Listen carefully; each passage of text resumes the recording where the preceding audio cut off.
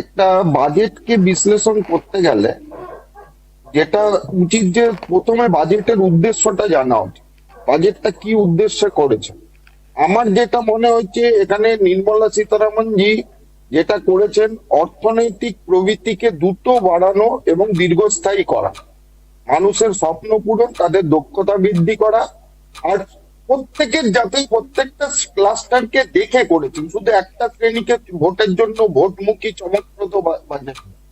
এখানে ধরুন যুব সমাজ, তাদের জন্য যেমন শিক্ষা ক্ষেত্রে যদি রিসার্চটাও যোগ করে নেন তাহলে দেখবেন 2 লক্ষ কোটি টাকা শিক্ষা ক্ষেত্রে দেওয়া হয়েছে।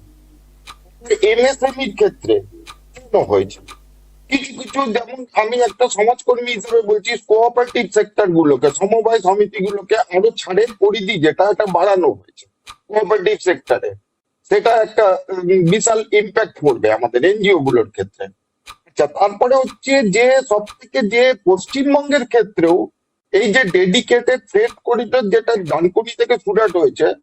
দেখুন, কেউ কেউ বলতেই পারে যে যেমন রাকেশ রোশনকে চাঁদে পাঠিয়েছিলেন সেরকম উনি আগে থেকেই অনেক কিছু হয়তো বলে দেবেন।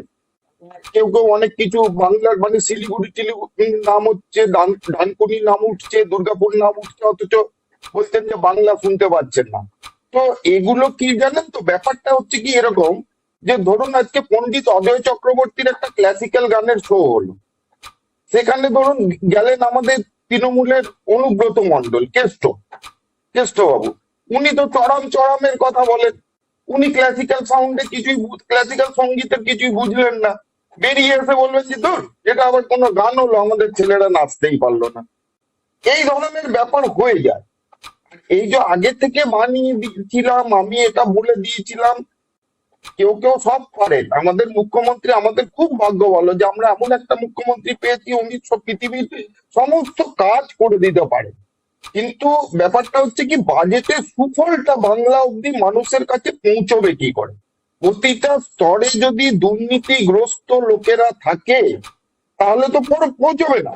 জনকল্যাণমুখী বাজেট হোক আর না হোক, সুফলটা মানুষের কাছে পৌঁছানোটা দরকার। এখানটায় হচ্ছে যে স্কিম গুলো এক্সিস্টিং ও আছে সেগুলোরও দরকার। আর এই ওষুধের দাম নিয়ে আমি বলতে চাই যে শুধু ওষুধের দাম কমানো নয়, এই যে মেডিকেল ট্যুরিজম যেটা করা হয়েছে তাতে পশ্চিমবঙ্গের লাভ হচ্ছে। কেন, যে 5টা স্টেটকে নেওয়া হয়েছে তার মধ্যে পশ্চিমবঙ্গও আছে, এবং কলকাতায় প্রচুর সংখ্যক হসপিটাল আছে, আমরা জানি বাইরের থেকে লোক আছে, পেশেন্ট আছে। আচ্ছা, আরেকটা জিনিস হচ্ছে কি, আপনার এই যে ফার্মেসি কলেজগুলোকে আপগ্রেডেশন, পশ্চিমবঙ্গে কলকাতার বুকে সেন্ট্রালের অনেকগুলি রিসার্চ ইনস্টিটিউট আছে, প্রত্যেকটাতে বাজেট বরাদ্দ বাড়ানো হয়েছে।